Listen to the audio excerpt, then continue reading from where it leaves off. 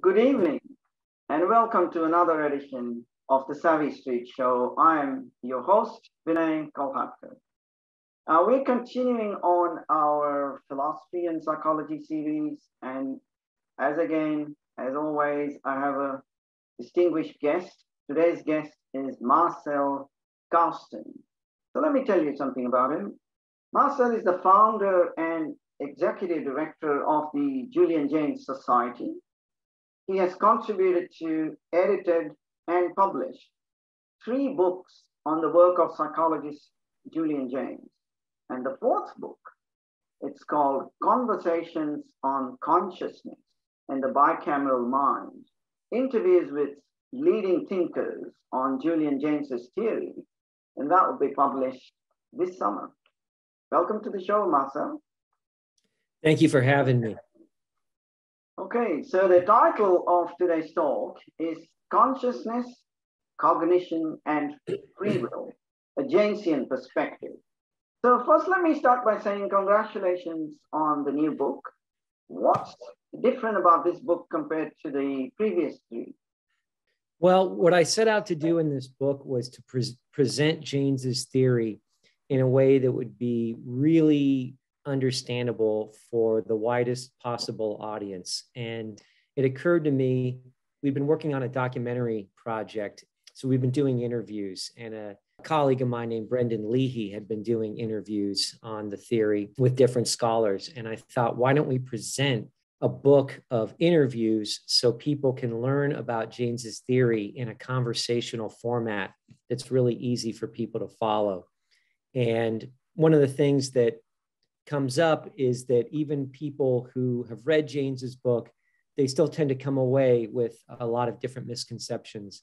And so the goal of this book was to clear up a lot of the misconceptions, make the theory really easy to understand. We extend the theory into all kinds of new areas by talking to scholars in different fields. And we present a lot of new evidence for Jaynes's theory that's come out in the years since his book was published. Thank you for that. I would say probably perhaps the most misunderstood part, if I could say that, of Jaynes's theory is his use of the word consciousness, which is the number one thing we're discussing today in consciousness, cognition, and free will. So let me offer here for our viewers a working definition of Jaynesian consciousness. I'll try to put it in 25 words. The ability of modern humans to create a conceptual model of themselves and of the world, enabling introspection, reflection, planning, fantasizing, and an autobiographical memory. Does that work for you?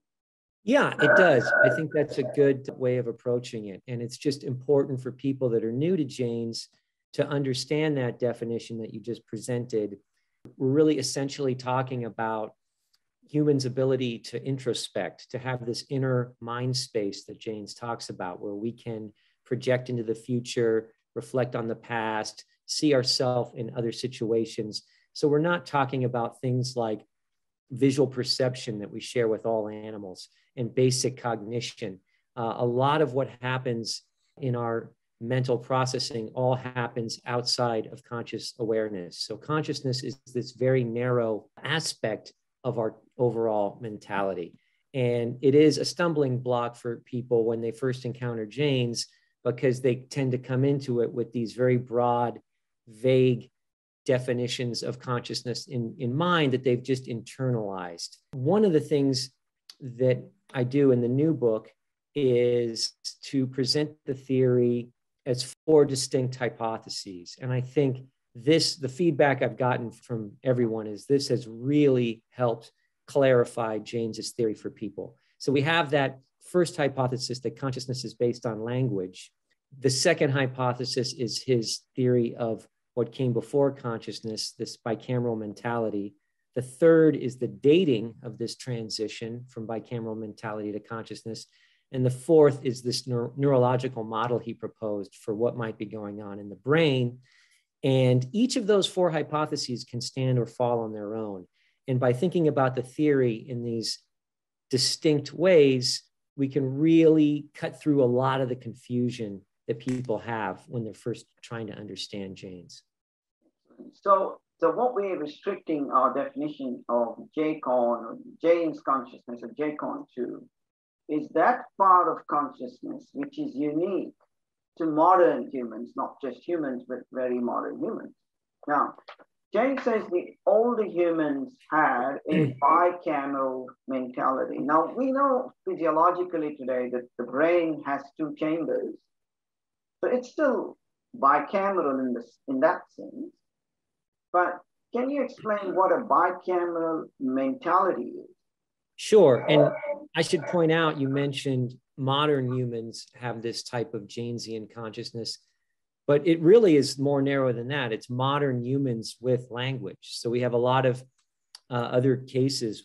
For example, infants are not conscious in Jaynes's strict sense of the definition until they acquire language. Children who, for various circumstances, don't learn language. So there are other cases where people still don't learn this Jaynesian consciousness, and it is learned, and that's a key point in all of this. And as far as the bicameral mentality, what Jaynes discovered was that we learned this type of introspectable mind space much more recently in recorded history than was previously thought. So the question then comes up, well, what type of mentality did people have prior to developing introspection through complex metaphorical language? And what he found looking at ancient texts and looking through ancient history was that there was this mentality where people experienced their thoughts as coming from outside of themselves. So in ancient history, we see people who, in a decision point, experience a voice commanding their action, and they interpreted this voice often as a dead ancestor, a leader, a king, and eventually the gods. And much of behavior, we have to remember, is just habitual. And so this was just in stressful moments of decision-making where we might now stop and reflect and introspect. They heard this voice. So the bicameral mentality is this mentality in history where there was this God side and a human side, and neither side is conscious. The neurological model he proposed is a separate hypothesis, but related, and that is that as humans developed language sometime between 50 and 100,000 years ago, the brain began to use language to communicate between the two brain hemispheres. This was his speculation. It couldn't be tested at the time, that perhaps the language areas of the non-dominant hemisphere were becoming active in what today we would call an auditory hallucination. And this was transmitting experience and information to the dominant left hemisphere through language, which was this new technology that was great at transmitting information.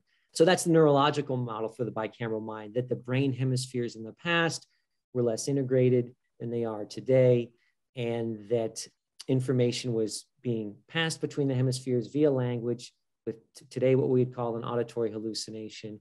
And it was just 20 years ago that we began to see these speculations about this neurological model being validated using fMRI studies of modern people who hear voices. And we see this right-left temporal lobe interaction during auditory verbal hallucinations.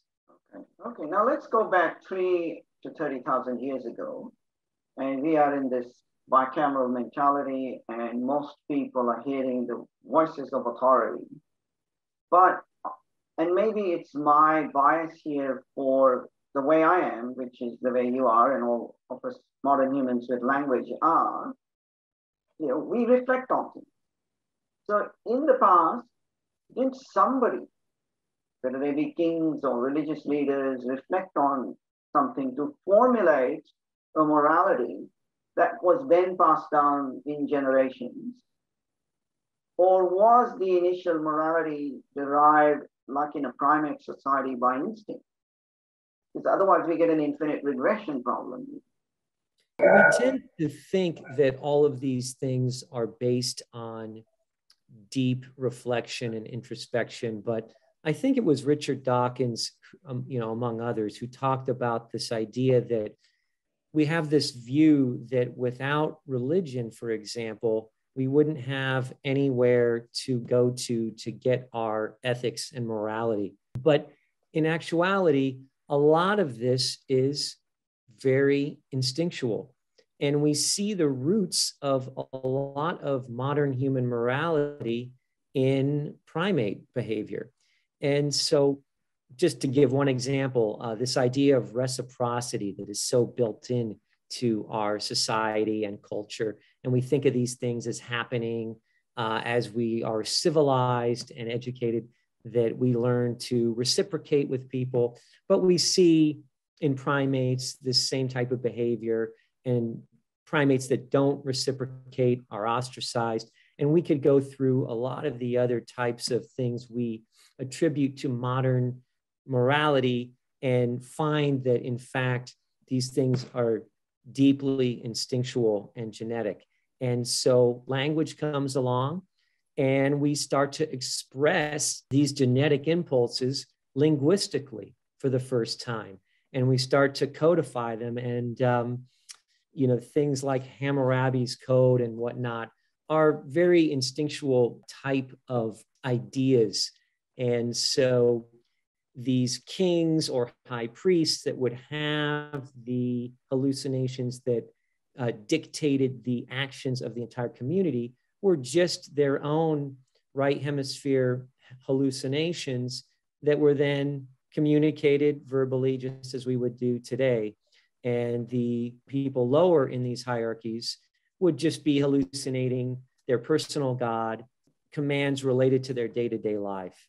And so a lot of what we attribute to philosophical type of thinking actually goes back much, much farther in human evolution. So, I could perhaps liken it to a pre-conceptual mentality, because, to form concepts explicitly, we got to be having a monologue with ourselves first, which also helps us to have a dialogue with other people. Now, seemingly all that changed roughly maybe 3,000 years ago, but Jaynes talks about a cognitive explosion in ancient Greece. And is he attributing that to the rise and emergence of Jaynesian consciousness? In Greece, we see some of the best evidence because we have the most writing of this, like you said, cognitive explosion that took place as the result of this new conscious mentality. And there's a lot of what Jaynes talks about as the consequences of consciousness. And one of those things that's very important is the newfound ability to spatialize time. We can, for the first time, a bicameral person could understand sequences of events and have environmentally cued behaviors and things like that. But for the first time, we can really project ourselves into the future and see ourselves in other scenarios, reflect on the past. And what we see in ancient Greece is really the birth of the idea of history as a subject of study. And Jaynes cites a historian named Chester Starr. His book is titled The Awakening of the Greek Historical Spirit. And it's just an interesting idea that history actually came into being around this time. And we had the first historian, Herodotus. So that was one of the aspects. Jaynes also talks about a two-tiered theory of emotions. So we have our more non-conscious emotions, things like fear, shame, anger, affiliation with others leading to mating. But then when we learn consciousness acting on those first tier emotions develops a conscious tier of emotions. So consciousness acting on fear, you develop anxiety. With shame, which we see in many animals, it develops into the conscious concept of guilt.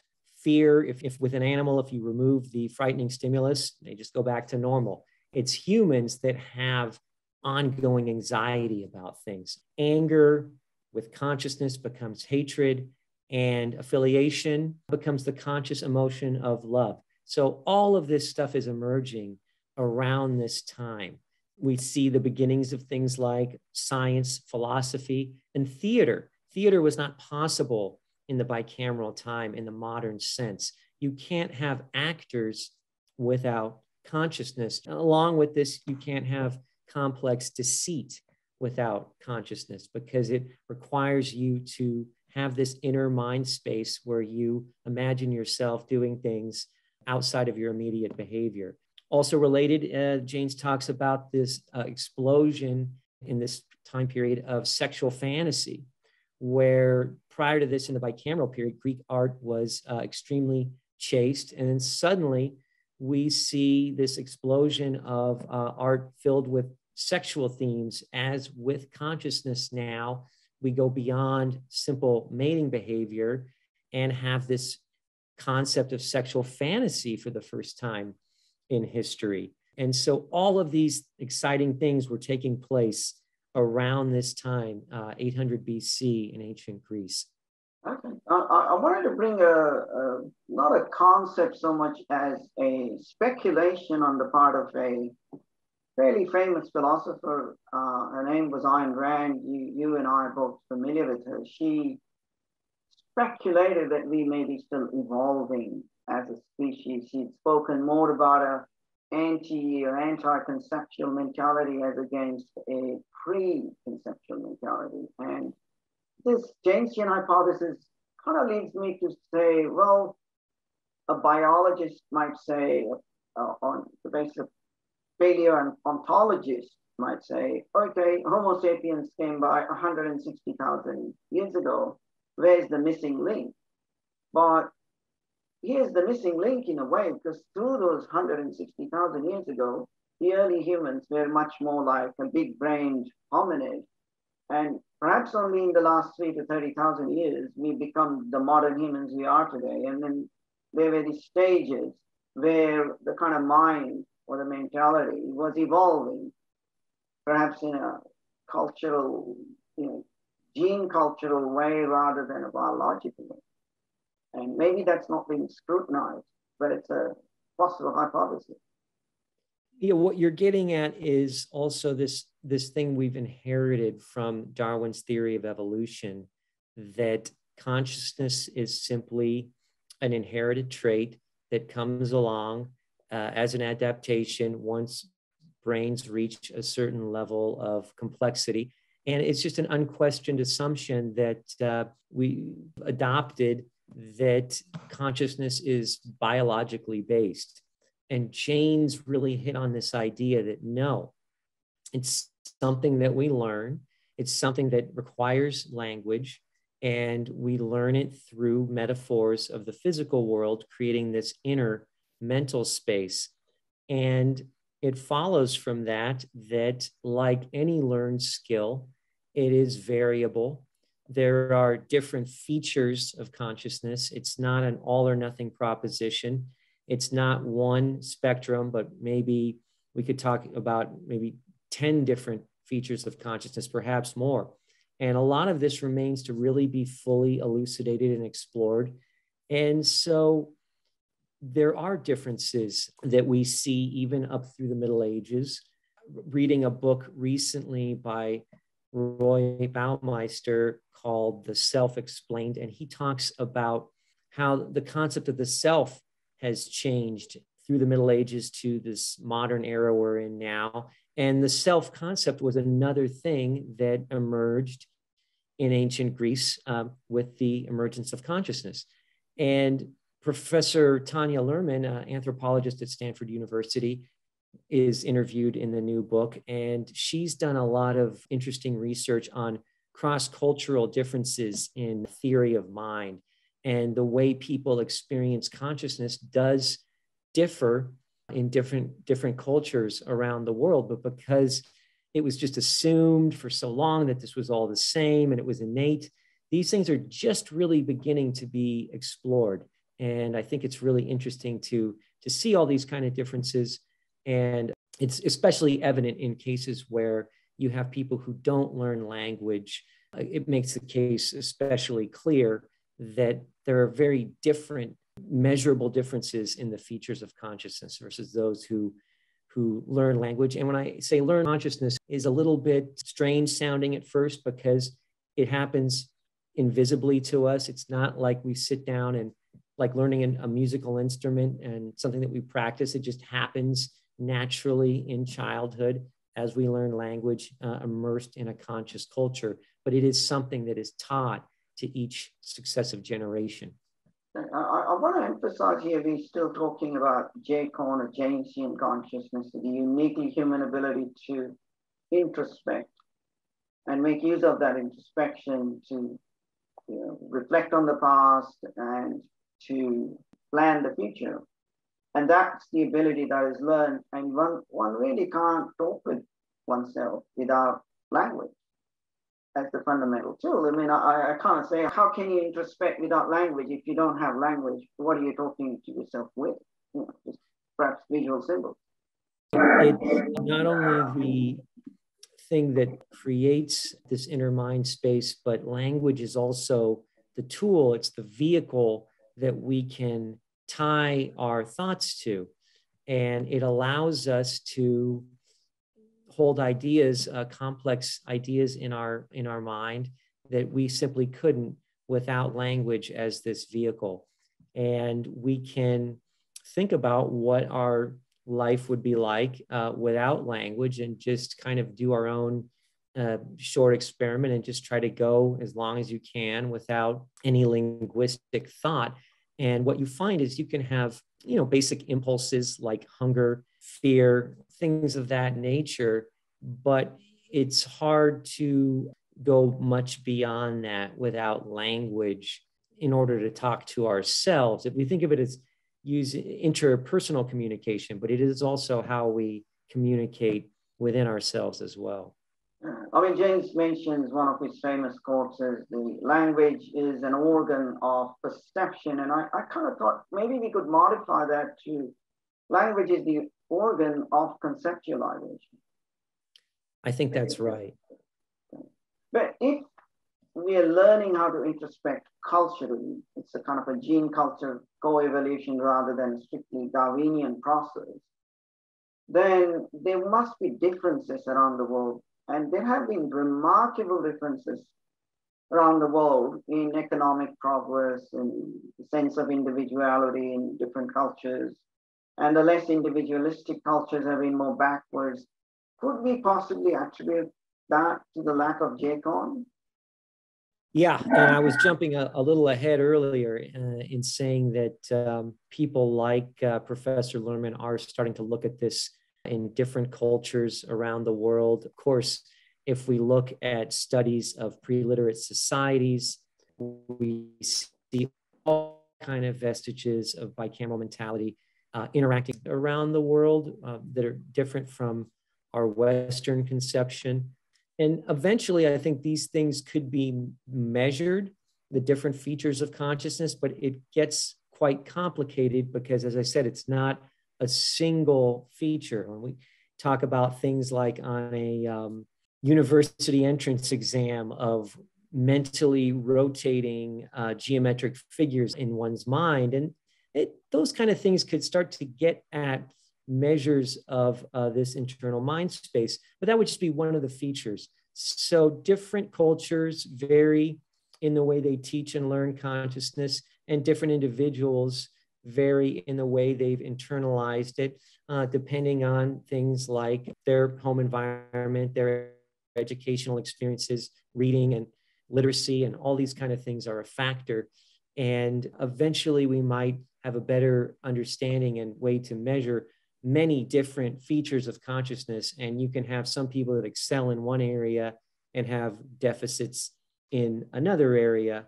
But it is a new idea for people that this has variability. In my own life, I have a friend who has a non-linguistic, or well, I should say minimally linguistic child.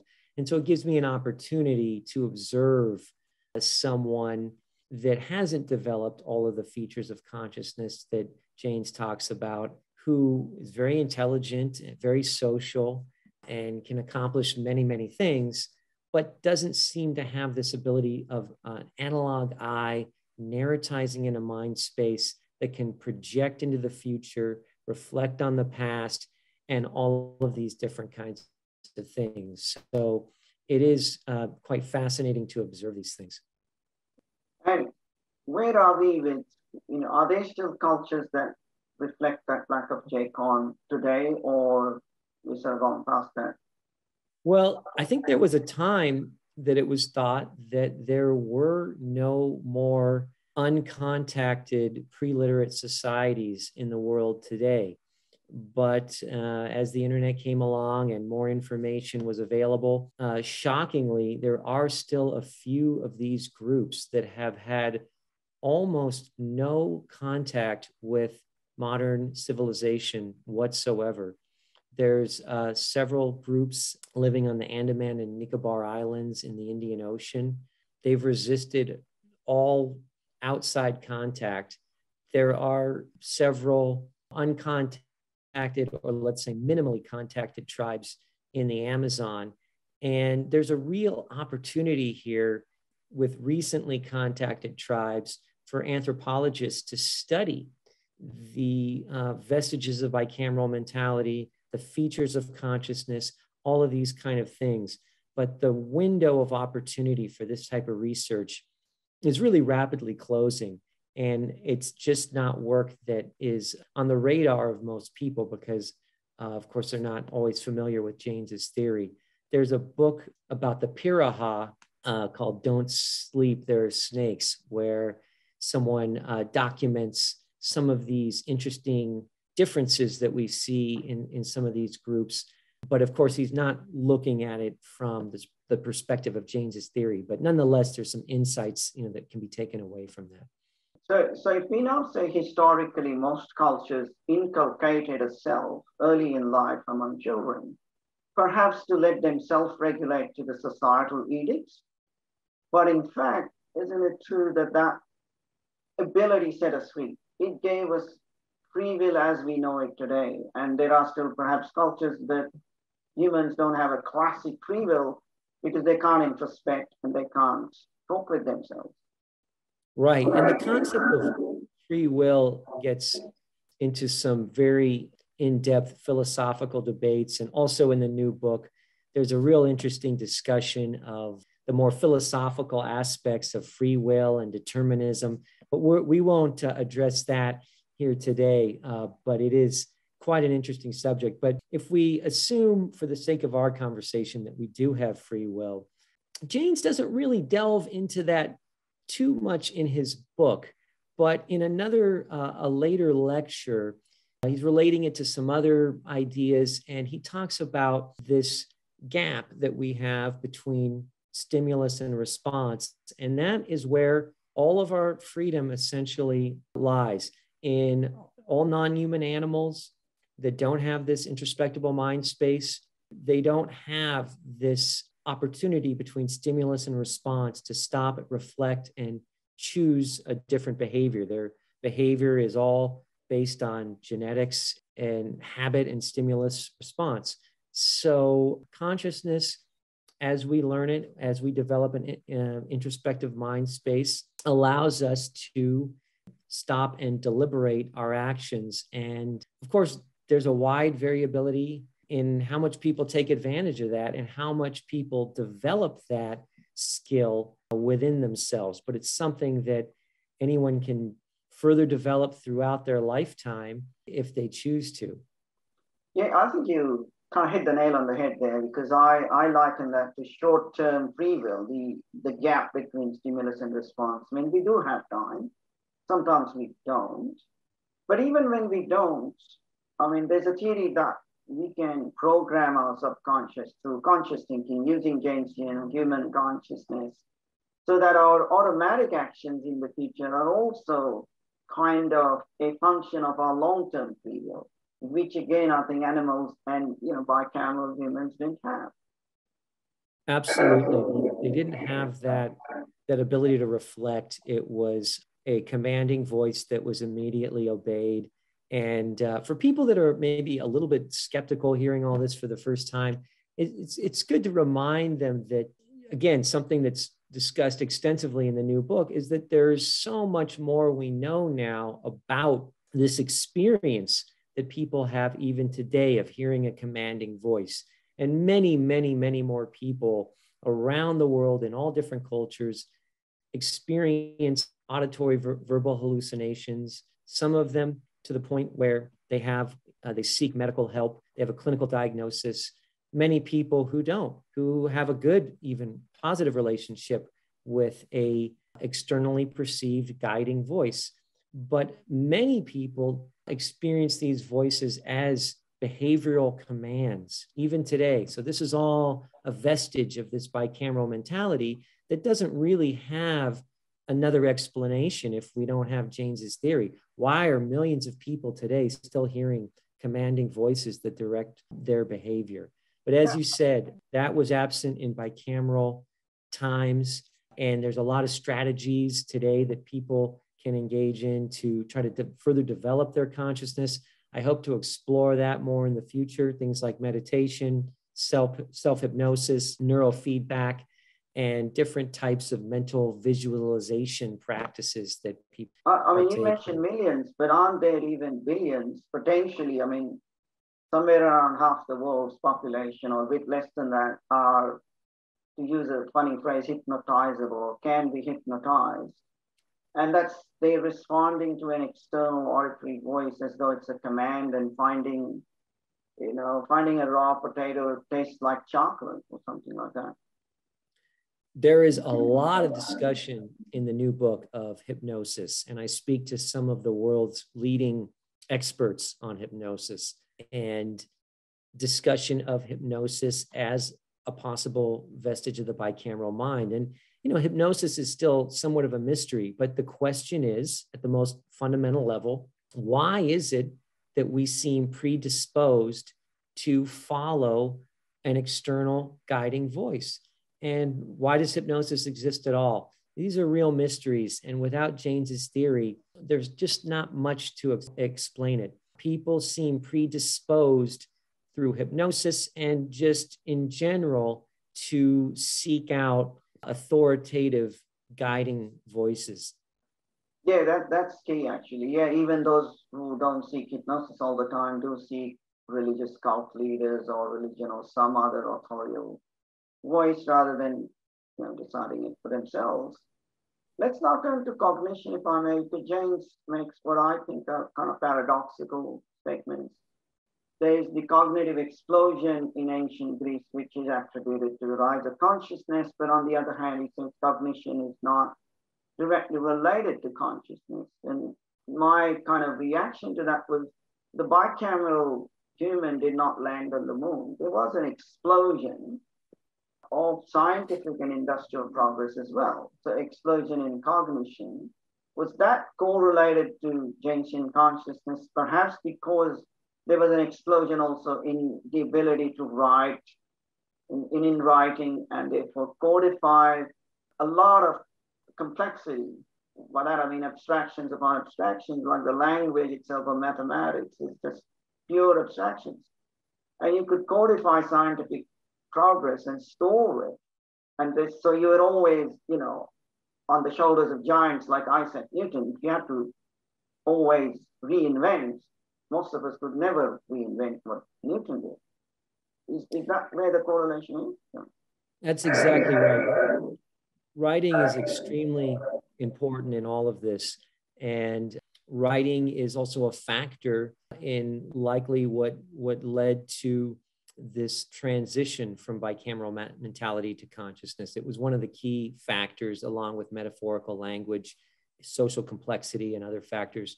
But like you said, without writing as a way to store and distribute information, we would have very limited ability to progress technologically. So that was definitely something that was critical to this sudden advancement that we see starting around 800 BC in Greece and other places. And for people who come from this traditional idea that consciousness is very old, sometimes people talk about the modern mind, starting with the emergence of cave art 50,000 years ago and things like that, you have to step back and ask yourself, why did it take another 49,000 years for all of these interesting things like philosophy, science, mathematics, theater to suddenly emerge if consciousness is indeed 50,000 or 100,000 years old? It just doesn't really make any sense. It was Jaynes that really saw that there was such an important transition that took place much more recently in history, and we can see the beginnings of all these things at that time. He explains, by the way, how things like cave art are completely non-conscious behaviors, that art even today is largely a non-conscious process. We see there's a case of an autistic 3-year-old child that I talk about in the book who was documented to draw beautiful cave art-like drawings, and she had no language ability. So it really debunks this idea that cave art is this hallmark of the modern mind. Writing, consciousness, all of these things coalescing is what led to future technology finally starting to emerge. And could it be that even with all the great benefits we have of the uniquely human consciousness, there is, in some aspects, a slowdown? I mean, we watch that in infants. I've seen that in my own daughter as well. She was remarkably good at the concentration game under the age of 3, and then she slowed down. So it's like this ability to introspect got in the way of what was otherwise instinctive cognition. Yeah, there's a tremendous amount that we were able to accomplish non-consciously.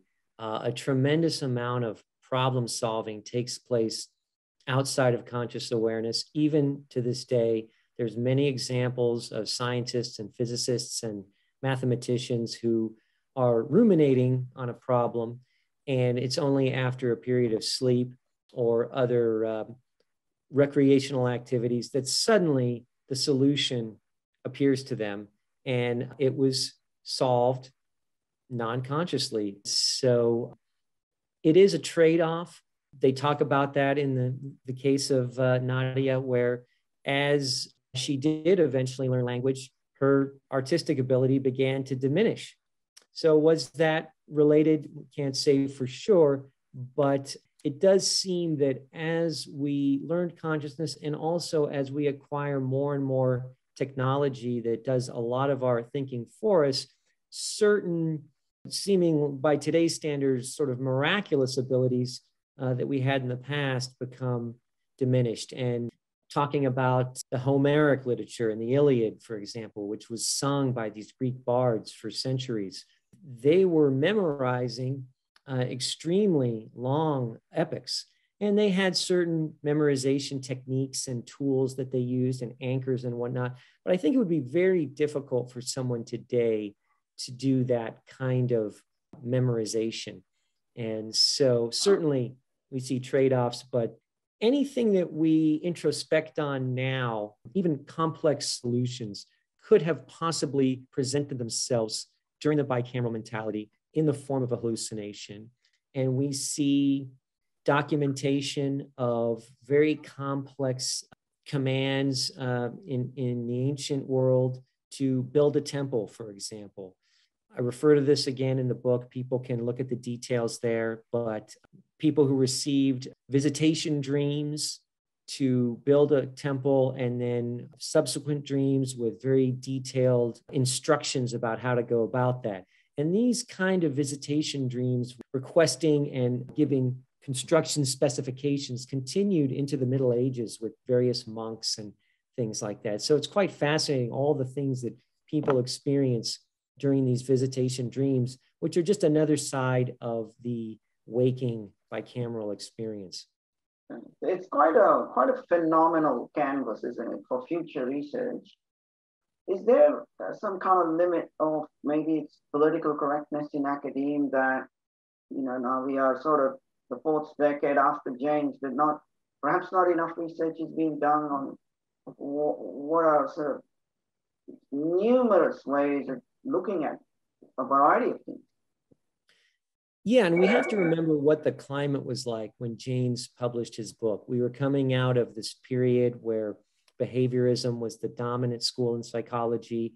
Consciousness, for the better part of the 20th century, was completely dismissed as something that simply couldn't be studied. So to publish a book on consciousness at that time was very groundbreaking. Even when I was looking at doctoral programs about 20 years ago, the idea of studying consciousness was really dismissed. I was told it wouldn't be something that you could really do full time. You had to pursue things that you could get grant support for. fMRI and other brain imaging technologies that have come along have kind of ushered in a new interest in studying consciousness because they can see the brain in action. But in a lot of cases, they're still approaching consciousness in what I view as the wrong way. They're using these broad, vague definitions, and often they're looking just at mere reactivity and awareness and things like that. So part of the problem was this bias against studying consciousness, which is slowly beginning to change. Part of it is the problem in consciousness studies itself, where they lack the terminology and vocabulary to really accurately describe all of these things. Consciousness is used as an umbrella term for all kind of mental activity. And I make a reference in the book that the state of affairs in consciousness studies is almost like what it would be like if we were trying to follow recipes and cooking instructions, and if all the fruits and vegetables were just simply referred to as produce. That's really, I'm joking, but it's really kind of what things are like in consciousness studies. And then the other factor is this bias that we already touched upon, that consciousness is something that's biological, it's innate, and we try to minimize individual differences in people and differences in cultures. And that was a big problem in anthropology for a long time. Even in looking at pre-literate societies, the insinuation that there were differences psychologically was almost seen as something that was like racist or something like that. But it really doesn't have to be. And I think these are important things. And there can be a real benefit from overcoming these hurdles, because if we, as a culture, begin to recognize that consciousness is something that is learned, it's something that's taught to each successive generation, then perhaps we can start teaching it more effectively. We can start identifying these factors, and we might teach it better, or at least teach it more uniformly. So there's certainly a lot to be gained by understanding these insights that Jaynes had. Real practical insights. Thank you. I couldn't agree more. It's a very, very rich field for research and study. And so I want to conclude on that happy note. Hopefully that kind of research does happen, and more people get acquainted with Jaynes in terms of reading his book, and also the 4 books that you've written, and there have been a few others. So thank you for being here.